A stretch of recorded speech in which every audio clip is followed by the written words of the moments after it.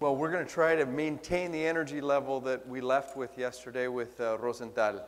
Rosenthal at the end was saying, transformación, transformación, transformación.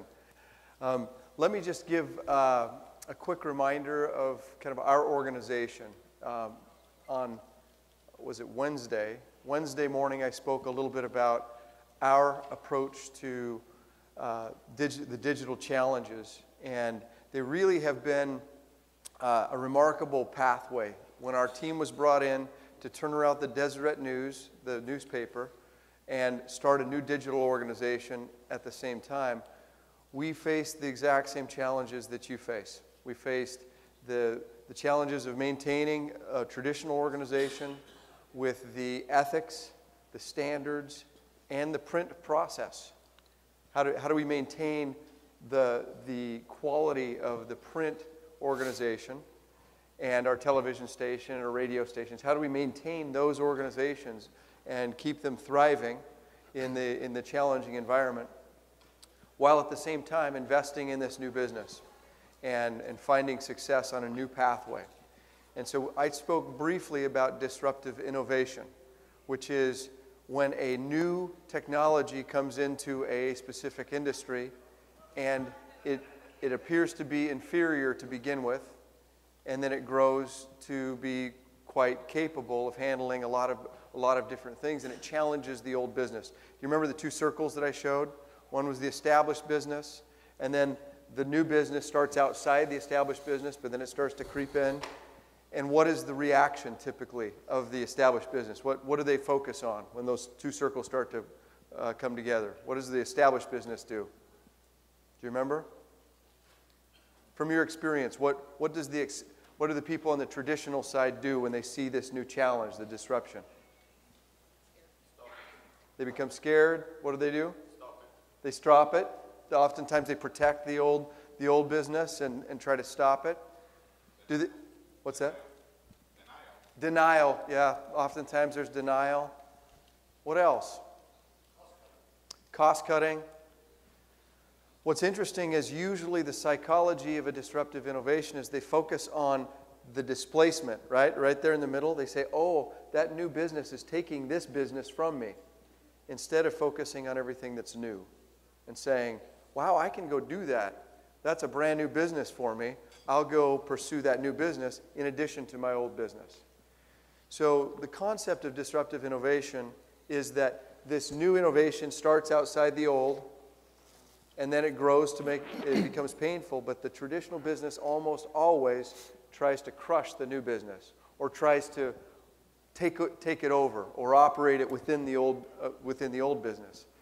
And we've seen Harvard Business School research, Clayton Christensen has shown that in every case, in every industry, since we have data for the last 100 years or so, the process of the old organization managing the new disruption never, ever, ever works.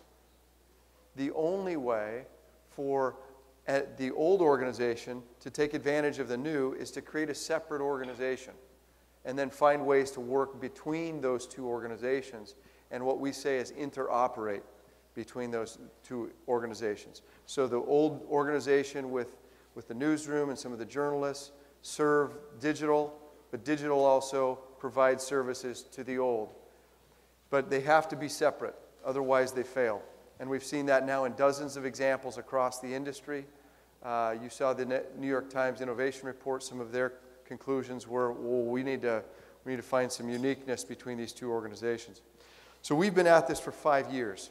And so you saw some of our results when I spoke, then as Eric Bright spoke. In many respects, this is just simple blocking and tackling. This is simple organizational design and then operating carefully in those two new organizations. What we have for you today is something that's emerged over the last 5 years. So we've had probably hundreds of individuals, leaders, executives come to our offices in Salt Lake to study what we do. We've had the New York Times, the Washington Post, Dallas Morning News, Jim Maroney. We've had dozens and dozens and dozens and dozens of these leaders from all over the world, from Austria, from Sweden, from South Africa come to study what we do. And we were doing so many of these informative days that we decided, well, let's just create a workshop where we can actually really carefully train. We had Ernesto in our offices, right? Where we can more carefully train not just the CEO or the directors, but also the folks who are responsible for operating, the general managers and the directors of the web editors and the people who are day-to-day managing the digital businesses. So we created a 2-day workshop series that we call Boot Camp.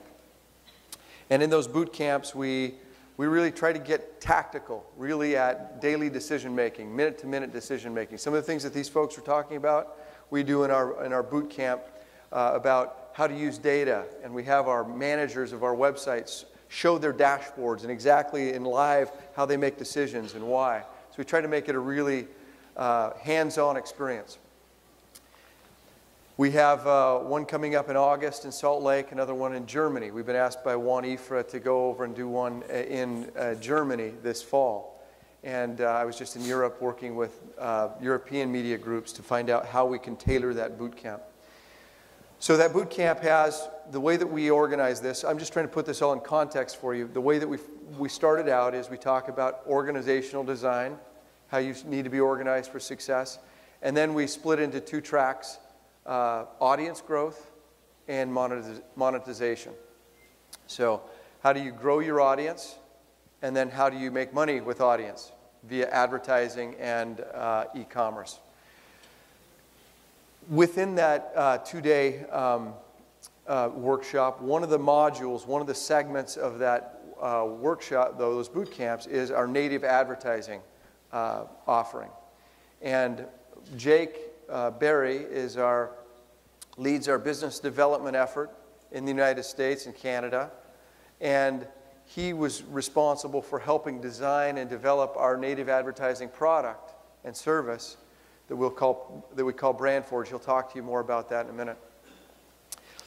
But he leads the section of these boot camps that has quickly become the most popular. Eric Bright, who spoke to you the other day with long hair from Deseret Digital Media, he does the other section of our boot camp. Native advertising, e-commerce, every time are the most popular. We just did one in Chicago. I think we had some people from GFR Media from Puerto Rico there. And those two workshops are almost always the most popular. The reason why we've wanted to support this conference with our native advertising workshop is because we know just how important mobile is as an emerging platform in Latin America. And as media companies, quite frankly, e-commerce will take you a while to figure out how to deploy, but native advertising you can start selling and monetizing right now. And of all the things we've lost in media, this is one we cannot lose. In terms of opportunities to monetize, we can't lose this one. Okay, we need to own this one. And so we wanted to be very supportive of this conference by offering this to the members of SEEP, to the participants in this conference, so that you can go back to your organizations and say, I've got something that I know I can turn on this week, and within a month or 2 months, we can start making money with it. So that's our purpose today. Shall I talk a little bit about our sales organization? Sure. Yeah. So you'll hear more detail about this later on, but one of the things that has been crucial for us is to, in the same way that we separated our content management for our different organizations, we also learned the importance of separating our sales teams. How do you currently sell digital? Do you have a separate digital team, or do you have newspaper teams who sell a little bit of digital? How many of you have newspaper sellers who can also sell a little bit of digital? Raise your hand. How many of you have separate digital salespeople that only sell digital? Okay, a few. Good. All right. Only digital. Great. Well, we preach this separation a lot, right? We talk about you've got to be separate, got to be separate. We violated our own principles early on. When our sales team said, yeah, it's good for you to have a separate content, a separate commerce business, but sales, we can do both. We can sell TV and digital. We can sell newspaper and digital. We can sell radio and digital. And they said, and you know, salespeople were saying, I want territory and I want accounts, right? And it turns out we were wrong. We were wrong. And here's how we learned it. There was a day that our CEO and our vice president of sales decided, here's a major auto dealer whose account we lost in digital some 3 years ago through somebody took offense at something we did. We weren't performing well. And so we went and tried to mend that relationship and bring them back on as an account. Well, it turns out when we sat down with their sales team and their CEO, this is one of the largest regional auto dealers in the U.S., and they said, we were talking about how we wanted to do more work with them in digital, and they had this funny look on their face, like, well, why are you talking to us? This is the team that buys newspaper. This is the team that buys radio. Oh, you want to talk to our digital buyers? They're up on the 8th floor. Like, digital buyers? You have a separate digital buying team? Oh, yeah. Oh, it's a totally different business. Yeah, we have digital buying specialists. All they think about is digital. Yeah, they're up on the 8th floor. You want to talk to them? We said, yeah. Yeah, we want to talk to them. So we went up there, and sure enough, these auto dealers had realized this digital stuff is a lot different than print. A lot different than print. And they had hired younger, savvy, trained buyers, savvy and understood digital, right? Younger procurement leaders who understood digital. They understood the data. They understood the interaction of digital, right? So a completely different type of buyer. Not the buyers who knew how to buy certain inches or display sizes in print. Totally different team. So we call that the parable of the 8th floor. So in our organization, that was the day we said, we're splitting our sales teams. It was very painful, very difficult, but since then, our growth rate, our revenue growth has accelerated because now we have very specialized sellers for digital. One of the things that emerged out of that is then we were able to see more clearly the opportunities to create new sales products, new advertising products. We were so focused on innovating on the content side that we had missed many of the opportunities to do the same in advertising. And so our vice president of ad products and strategy saw very clearly, oh, this new native advertising opportunity is a big one. Let's go get it. And so because we had a separate sales team, we had a separate content team, we could very quickly do this. And so I believe Atlantic, Forbes, who are good friends of ours, we've partnered on many things, and Deseret News, Deseret Digital Media, we were the first to market. We were the first local media company in the United States to embrace native advertising.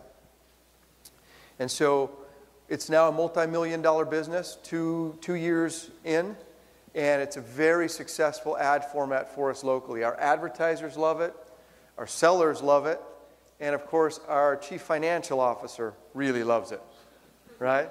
And now it's become a very important way for us to monetize mobile. So, is that a good enough introduction? So, in your minds, as you listen today, we invite you to think about, okay, the assumption that we're making is that you're going to be deploying this with a digital specialist, salesperson. We're going to be giving you information about how to manage the development of the product, how to sell it, how to fully deploy the product. So as we leave today, hopefully you will have everything that you need to know to go back to your organizations and kick it off. Jake has been doing this now. Because we were so successful locally, We had many other publications where we were offering content and other technology services. They also said, could you help us with native advertising? And so we spun out the capabilities that we had locally for native advertising and began offering that out to other publishers around the United States. And we have dozens of them now who we serve every month with our native advertising strategy and services and training. And so Jake is going to be talking a bit about how that took place, but this training that he's taking you through is pretty much the same training that we offer to publishers in the U.S. All the time and increasingly, and we have opportunities in Latin America and Europe emerging. So Jake is the expert at our organization in doing this. He's not only responsible for business development, but he's been the product lead in developing this as a service for other organizations and has really become very, very expert in training other organizations. So with that, before I hand the time over to Jake, any questions for me before I turn it over to Jake? Any questions about this organizational issue?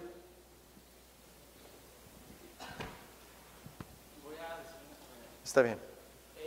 Nosotros nos aventuramos a separar los equipos y la pregunta es muy concreta. ¿Cómo lidiar con los vendedores tradicionales que de pronto no aceptan esto y al ser ellos los que, en caso de mi organización, 38 años, algunos tienen los contactos con los clientes, pues no lo sueltan y de pronto es complicadísimo porque terminamos perdiendo clientes. O sea, nos ha pasado de que clientes nos han dicho, ¿saben qué? Primero pónganse de acuerdo entre ustedes y luego vengan a venderme, ¿no? Entonces, ¿cómo lidiar con eso?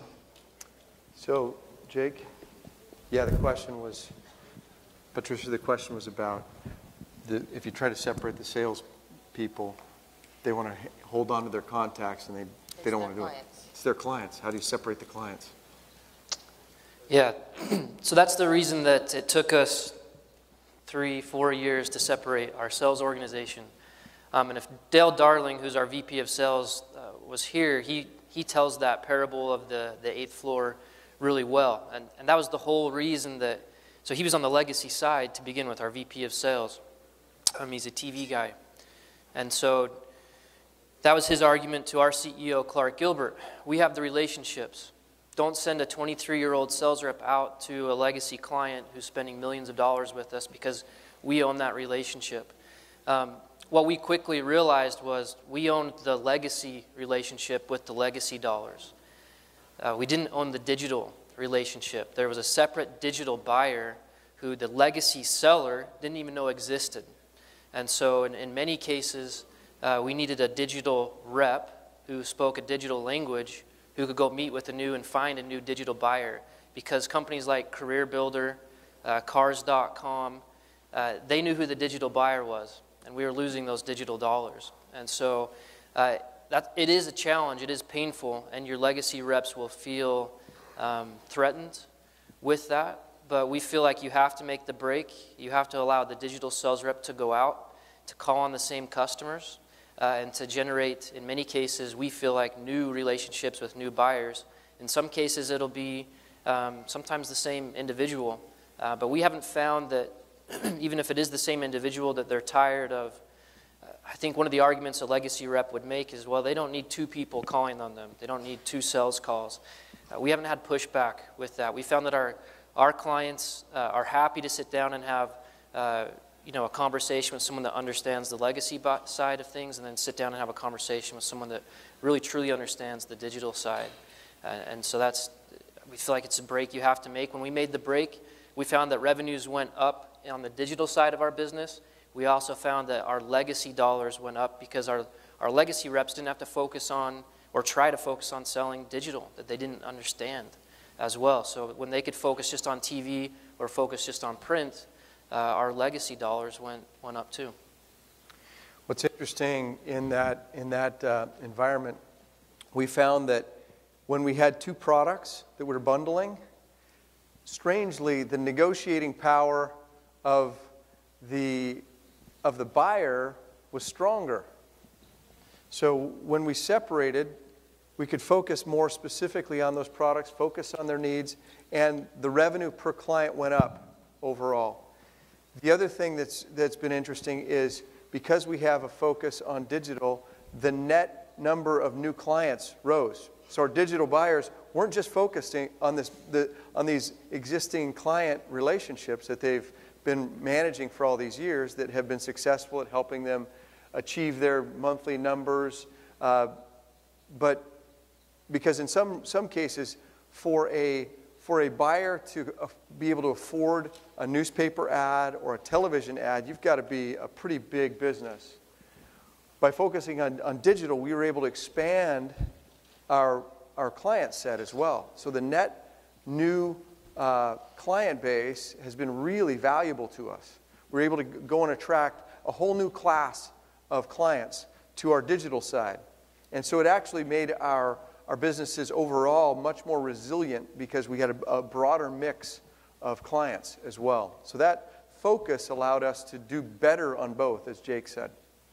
But detangling those accounts, if Dale was here, he would kind of do this. It was really hard, right? So it's not easy, but through our experience, we can say absolutely worth it. Huge return. Huge return. Sí, la pregunta es, al tener, ustedes también tienen estaciones de radio. ¿Monetizan también la estación de radio en sus páginas de site de streaming o de internet? ¿Y lo hacen con equipos diferentes de la publicidad digital del diario online, digamos, de la sección online del diario? Good question. I'm not an expert in the broadcast advertising and monetization. I know that streaming in our organization, and particularly audio streaming, has not been a particularly powerful business for us. We haven't done a very good job of monetizing live streaming of video. Even though we have a lot of content, we don't do a very good job of monetizing live streaming of video or audio. We have a lot of content, but still haven't done a lot with that. So that would be an area where we're not very good at it. So sorry, I don't have a better answer for you. But I can ask our Vice President of Sales what we do, and I can get back to you with an email. What was your name? MDZOL. Okay. I'll send you an email about what we're learning about monetizing our broadcast content on our digital sites. Matt, so do you think that most often than not, the buyer has already realized that they need two different departments, the digital one and and then traditional buying? Yeah. Is it more often than not that you see that that's already happened, and so what happens if you go to a client and they don't have that separation? Do you still take two people, or how do you manage that? Yeah, typically we'll take two people to service that account, and usually those accounts aren't going to be very strong, oftentimes in either format because they haven't specialized. But we'll take two salespeople to those accounts. And oftentimes, it really depends on the size of the organization too. Some of the smaller organizations will do their buying through an agency. And I guarantee you the agencies have specialists in digital, print, radio, right? The agencies that you work with, marketing agency. As a business owner, I'm not going to go to a traditional design and advertising agency that specializes in print layout for my web marketing. I'm going to go to a digital marketing organization, and they're going to manage my purchases on KSL.com and DeseretNews.com. So you would split your dollars. More and more companies will be splitting their dollars. If they're working with agencies, they're going to split them between the traditional and the new, and agencies will have usually both of those. Matt, just right behind you, and then we'll hand you the mic. What I realized was our success was we tried having the traditional or the core salespeople sell, and then after we developed a digital, and there was that level of competition or protection over the clients. And it really fell down to compensation. When you incentivize the people who hold those long-term relationships to develop that digital relationship or to facilitate, you give them some basic training so at least they could, again, identify the opportunity, speak at some level of competency over the product or the platform, and then you bring in the specialist, which is a digital. That was really the success. Yeah, good. Yep. And so you create a referral relationship within your organization, kind of like with your content teams. You have a digital content side and a print content side, your traditional journalists. They still work across organizations to grow the overall organization. On your sales side, you've got to have some money involved to provide some incentive. It gives you an advantage over a pure digital player. Absolutely. Absolutely. Yeah, she said it gives you an advantage over a pure digital player because you still do have that array of capabilities, but you have specialists focusing on your advertisers' needs. Listen, in the same way we talked about audience needs, right? Your advertisers are a core part of your audience, right? They're your partners in this business. And by providing them specialized care and service, you become really, really important to their business. And they appreciate the attention that you pay to their digital success. So it's really, really important for you to have that digital specialist. It's hard to conceptualize sometimes, and it is painful. Make no mistake about that. It's hard. But we can tell you that the return is huge. And we've seen organization after organization who've done this, that they have similar results when they specialize. Nuestro medio es el más importante del país y tuvimos un gravísimo problema cuando tratamos de separar la publicidad del digital del impreso, porque las cuentas más grandes estaban en manos de los vendedores del impreso. Entonces iba alguien del digital para venderle al señor de Coca-Cola y le decía, pero ¿cómo si el otro dice que él es el dueño? Y se armaban grandes conflictos donde entraban hasta los sindicatos dentro del diario diciendo no, le pertenece al original, que el nuevo del digital busque otros negocios. Pero no hay otros negocios a no ser un puesto de revistas o de venta de caramelos. Entonces ese fue el primer problema. Y el segundo problema fue cuando los del impreso empezaron a vender el digital as a gift. Tú pones una página entera en el impreso y te regalamos un banner mediodía en el digital. Y lo peor fue cuando después logramos superar la parte del regalo, pero ahora nuestra competencia para tener publicidad en el impreso les dice, ustedes compran en el digital, en el impreso, y les damos un mes gratis en el digital. ¿Cómo pelear eso? Really good question. And we faced exactly that problem. When you say sindicatos, in inglés es unions, right? Yeah. We didn't have the union issue, but our friends at the Boston Globe had that issue. And so we've seen that kind of complication, which is also, frankly, why you need a separate organization. You can begin as a digital organization new, so that you don't have to have all the salespeople in the same organization. You have a separate sales organization. So we face exactly that problem. Here's some print, and here's a little bit of digital. For another $10 a month, you can spend $1,000 with me in print, and I'll give you all the digital for $100, right? And so we had the problem with our premium homepage advertising being given away. And our salespeople would come back and say, no, I already gave that to so-and-so. You gave it to them? And so even if we had somebody who was willing to pay a lot more for it, because it was one of our key accounts in print or in TV, we had given it away in digital. So not only were we discounting it, we were actually pushing out higher paying clients, right, who really understood digital and really wanted it. And so there is no way around it that we found. We tried for 2.5 years to make it work like this. But we couldn't. And we're pretty clever, we're pretty smart, but we couldn't make it work. You may be able to. We haven't seen successful cases where they've been able to do this because of specifically those incentives. I want the print. The print will pay me $1,000.